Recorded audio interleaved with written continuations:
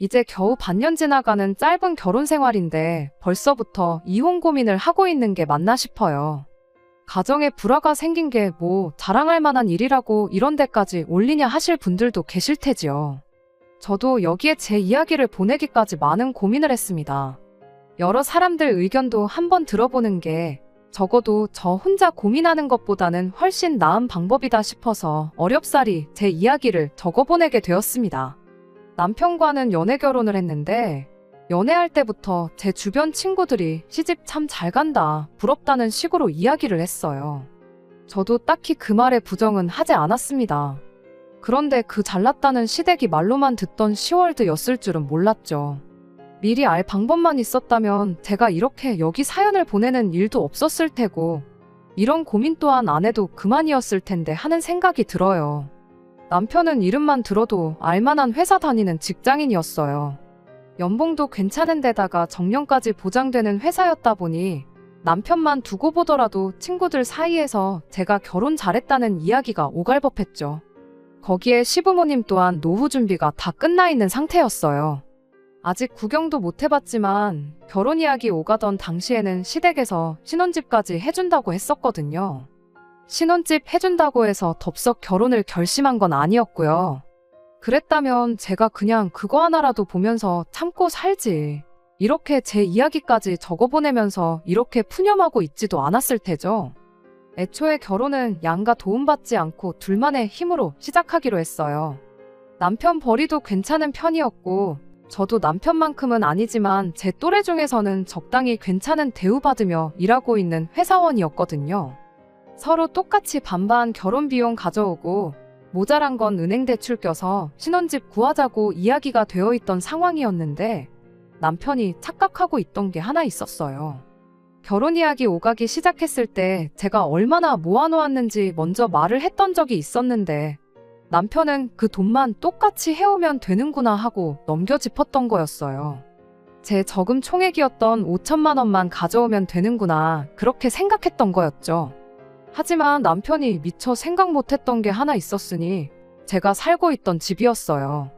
그 집이 물론 자가는 아니고 전세이긴 했지만 그래도 그 전세금까지 돌려받게 된다면 저금 5천만 원에 1억 2천이라는 거금이 추가되는 거였거든요.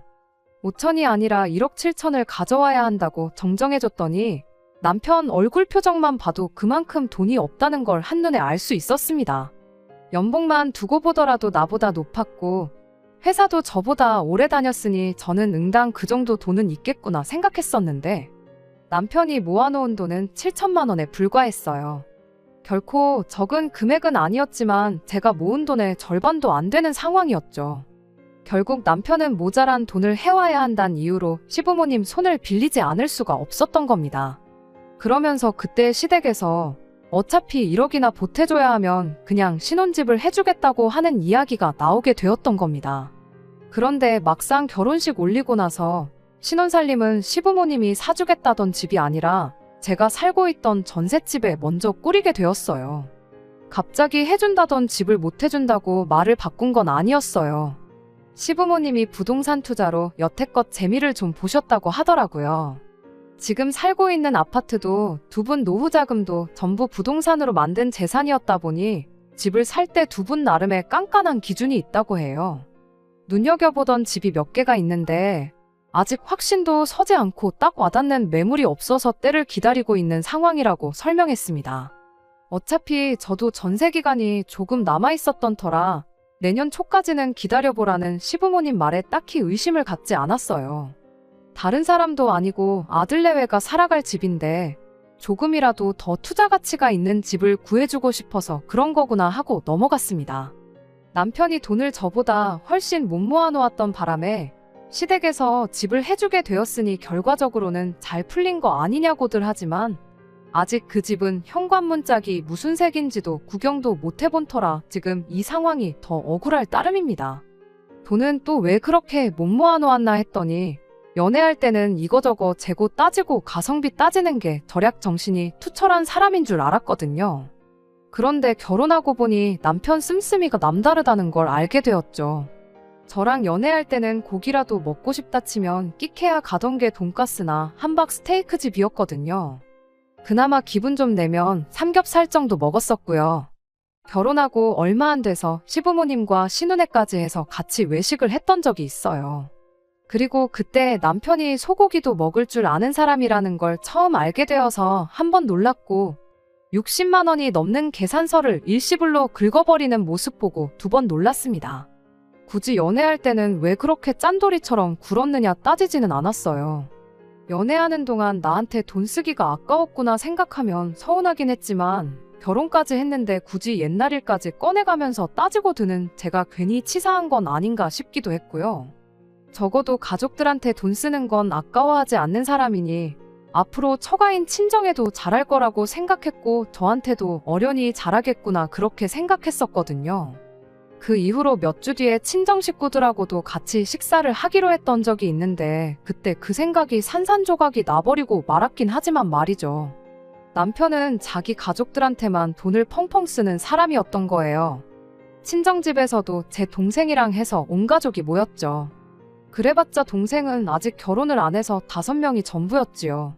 저녁 식사 어디서 하면 좋겠냐고 고기를 먹을까 동생이 좋아하는 장어구이를 먹으러 갈까 이야기 나오고 있었는데 남편이 자기는 치킨이 먹고 싶다면서 양념 하나, 후라이드 하나 이렇게 치킨 2마리를 시켜 먹자고 하더군요. 심지어 배달비도 아깝다고 근처에 치킨집이 어디 있냐 물어보더라고요. 자기가 가서 포장해 온다고 하면서요. 얼마 전엔 시댁식 구두라고 소갈비 뜯으러 가놓고 우리 집은 닭다리나 뜯자고 하니 어이가 없었지요. 심지어 5명이라 2마리만 시키면 1명은 다리도 한 조각 못 먹잖아요. 양념 하나 후라이드 하나면 배부르게 먹는다는 소리에 친정 부모님도 제 동생도 어안이 벙벙해서 있는데 제가 다 어이가 없어서 강제로 가족들 다 끌고 나와서 결혼 전에도 부모님하고 자주 가던 장어구이 집으로 향했습니다. 남편 표정이 못마땅해 보이긴 했는데 막상 계산할 때 되니까 자기 카드를 꺼내더니 시원하게 긁더라고요. 그 과정까지 열받았던 게 한두 개가 아니었지만 그냥 용서해 주려고 했는데 식사 끝나고 집에 와서 자기 통장으로 외식한 돈 입금해 달라고 하는 겁니다.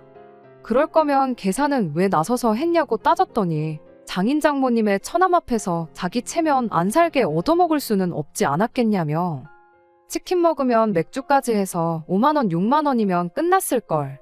저 때문에 괜히 40만 원이나 썼다고 징징대더라고요. 시댁은 소갈비를 뜯었는데 친정은 닭튀김 먹는 게 말이 안 되지 않냐고 따졌더니 남편이 그래도 우리 부모님이 집 해준다고 했는데 똑같이 가면 안 되는 거 아니겠냐고 하는 겁니다. 괜히 그걸로 싸움하고 그러기도 싫어서 그냥 알겠다고 말하고 35만 원 보내줬습니다. 5만 원은 왜 빼고 보냈냐길래 치킨 먹었으면 당신이 샀을 거 아니냐고 원래 쓰려던 치킨 값은 빼고 준 거라고 하니 아무 말도 못 하더라고요. 아무튼 그런 일이 있었다 보니 남편이 친정 식구들한테 잘하는 건 기대도 하지 않았습니다. 대신 저도 가만히 있지는 않았어요. 친정에도 안 쓰면 안 쓰는 만큼 시댁에도 그냥 퍼주게만 내버려두지 말자는 생각이었어요.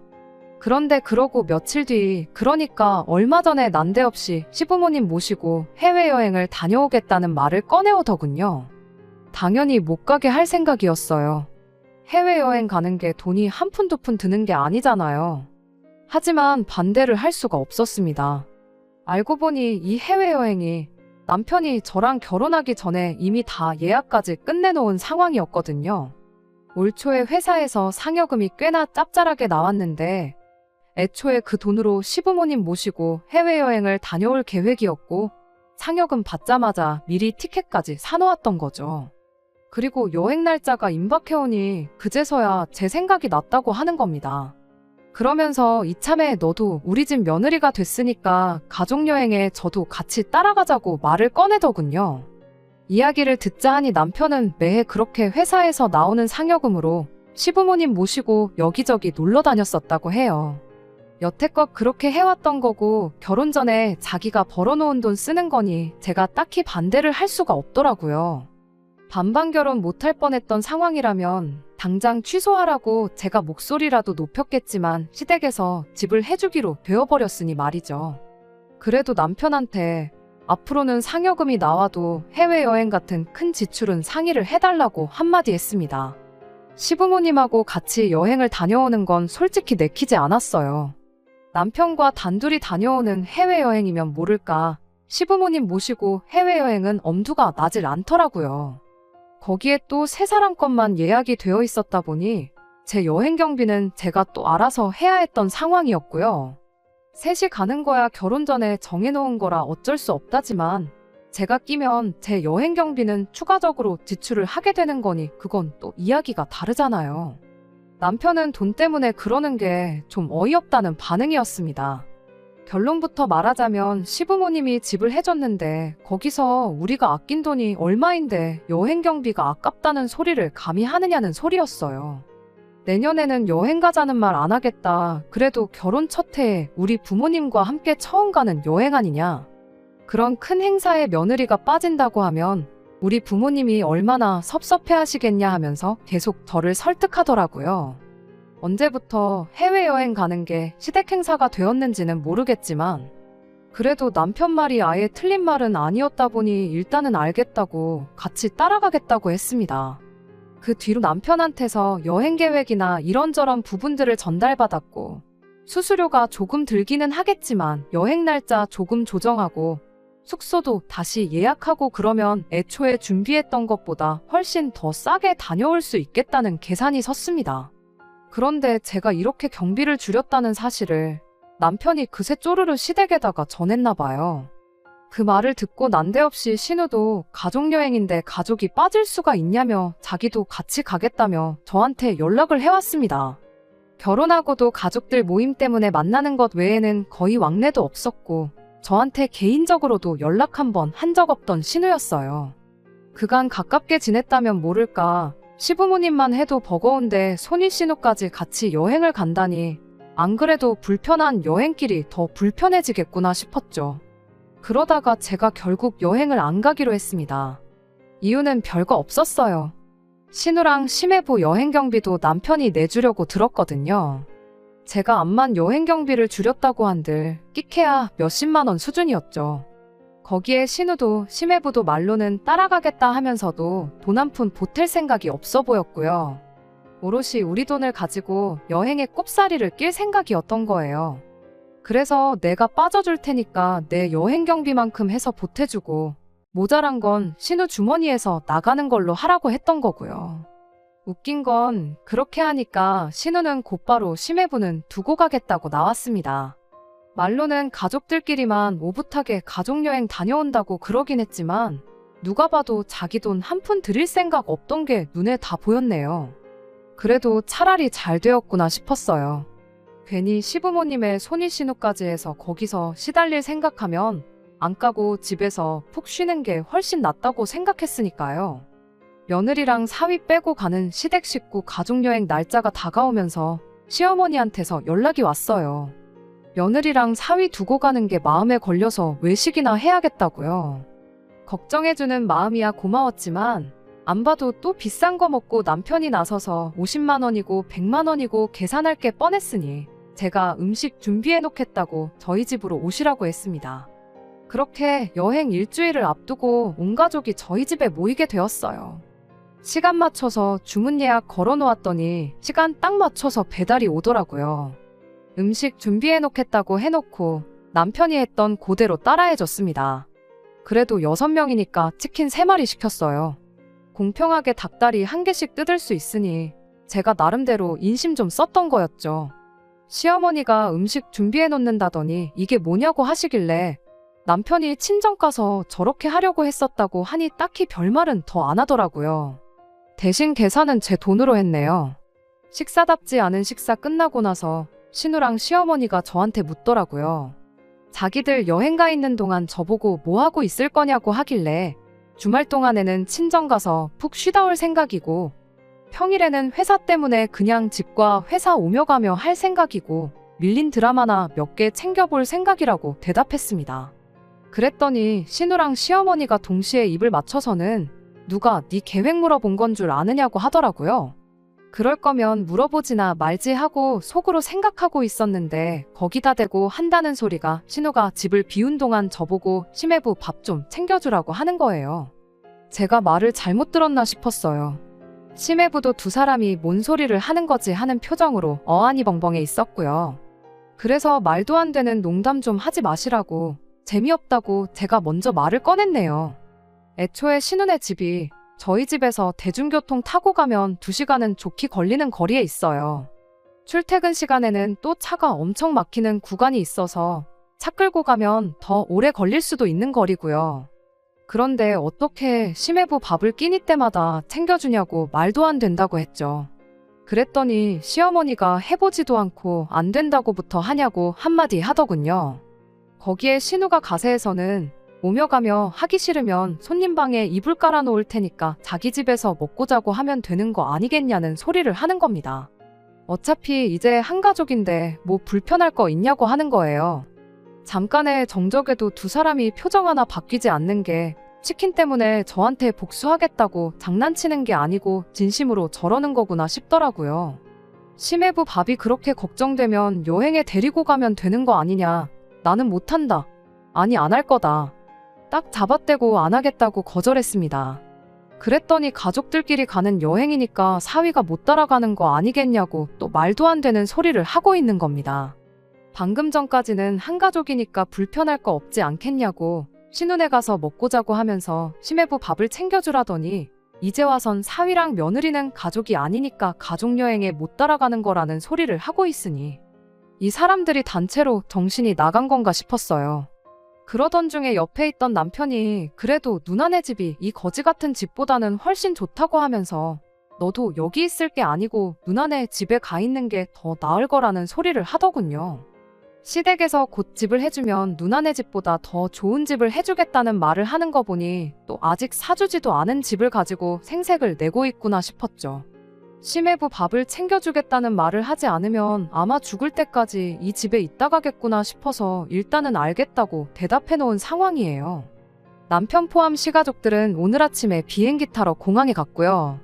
신우랑 같이 있을 때는 심해부도 꼴 보기 싫었는데 심해부도 아닌 건 아닌 거라고 생각을 했는지 제가 밥 챙겨줬다고 말해줄 테니 신경 쓰지 않아도 된다는 연락까지 해왔습니다.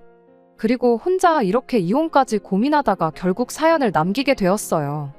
6개월 짧은 시간, 사실 큰 사건을 따지고 보면 몇 개 되지는 않지만 무슨 일 있을 때마다 시댁에서 집 해주면 시부모님이 해주는 집은 하면서 집을 빌미 삼아 뭐 친정에는 돈 한 푼 못 쓰게 하고 저는 저대로 자기들 입맛대로 부려먹을 생각밖에 없는 건가 하는 느낌을 지울 수가 없네요. 친구들한테도 전화통화하면서 털어놓긴 했는데 너 그렇다고 결혼한 지 6개월도 안 돼서 이혼할 거냐? 집 해준다는데 그게 어디냐며 저보고 참고 살라는데 제가 집 한 채 받자고 팔려온 것도 아니잖아요. 그렇다고 그 집이 제 집이 되는 것도 아니고 말이에요. 안녕하세요. 답답한 이야기였다 보니 후기 기다리신 분들이 계실까 싶네요. 아무튼 결론부터 말하자면 저는 이혼하게 되었습니다. 결혼 반년 만에 이혼녀가 되는 게 가장 큰 걱정이었는데 차라리 이혼녀로 살면 살았지. 이 집구석하고는 더 이상 단 하루라도 엮이고 싶지 않아서 큰 결심을 했네요. 지금은 속이 다 후련할 따름입니다. 그나마 심해부의 배려 덕분에 실제로 밥 해주러 신우네 집까지 갈 필요는 없었어요. 그런데 독한 신우가 기어이 심해부한테 여행 가 있는 동안 저한테 무슨 반찬 얻어먹었는지 물어봤다네요. 거기까진 말을 맞추지 않았다 보니 당연히 들통이 나게 되었고요. 그 길로 시어머니랑 신우가 저희 집에 말도 없이 쳐들어와서 벌써부터 시댁 어른들을 속이려고 드냐며 아주 난리도 보통 난리가 아니었어요. 그 덕에 아무 미련도 남기지 않고 이혼을 결정할 수 있었네요. 이혼한다고 하니 또 그놈의 신혼집 이야기가 튀어나오더라고요. 제가 이렇게 기어오르면 기어오를수록 앞으로 사줄 집 평수가 하나씩 줄어들 거라는 되도 않는 겁을 주기 시작하는데 그깟집 필요도 없으니까 알아서 엿바꿔 먹든 하라고 했어요. 구경도 못 해본 신혼집 좀 그만 우려먹으라고. 이젠 신혼집으로 골프장이 딸린 대저택을 사준다고 해도 싫으니까 그냥 이혼 서류에 도장이나 찍어달라고 했습니다. 당신네 동생이 아들이 그 잘난 월급 받아놓고 나이도 어린데다가 연봉도 낮은 내가 모아놓은 돈의 절반도 못 모아서 해준다고 한 거 아니냐고. 못난 아들 기세워주려고 사주는 아들 집이지 막말로 그 집이 내 집이 되는 것도 아닌데 집을 빌미로 사람 그만 좀 부려먹으라고요. 제가 이혼하겠다고더니 시어머니가 곧바로 꼬리를 숙이더라고요. 그래도 아들 이혼남 만들기는 싫었나 보죠. 아니면 아들 반품받아서 다시 뒷바라지 해주는 게 싫었을지도요. 이혼 한마디에 곧바로 꼬리 내리는 꼴을 보니까 이건 누가 봐도 잘 결정한 거다 확신이 생기더라고요. 제 뜻을 굽히지 않으니 시어머니가 신우한테도 사과하라고 시키더라고요. 신우랑 시모한테 사과는 사과대로 받고 이혼도 결국 했습니다. 이혼하면서 시어머니한테는 한마디 더 해줬어요. 이혼하더라도 해주기로 한 아들 집은 미리 해주시라고요. 반년 살아보니 알겠는데 어머님 아들 그거라도 없으면 재취는 물 건너간 거나 마찬가지일 거라고. 반품받은 아들 다시 내보내고 싶으면 집 먼저 해주시고 계속 품에 끼고 살 거면 괜히 다른 사람 피해주지 말고 평생 품에 끼고 살라고 했네요. 이렇게 후련한 걸 가지고 뭘 그렇게 고민했나 싶어요. 여전히 아쉬운 게 있다면 결혼 전에 이 집구석의 본성을 미리 알았더라면 하는 것뿐이에요. 그럼 적어도 이렇게 제 감정 낭비, 시간 낭비 할 필요도 없었을 테니까 말이에요. 친구들 말 듣고 참고 지냈다간 제 인생만 불쌍해질 뻔했네요. 사연 보내기를 잘했던 것 같아요. 보내주셨던 여러 의견들 덕분에 제 스스로 제 인생을 구제할 수 있었네요. 제가 앞으로 더 행복하게 지낼 수 있게 이번에는 좋은 이야기 많이 남겨주시길 부탁드릴게요. 끝까지 들어주셔서 감사합니다. 오늘의 사연은 여기까지입니다. 구독과 좋아요, 알람 설정 부탁드리고 더 좋은 사연으로 다시 찾아뵙겠습니다. 감사합니다.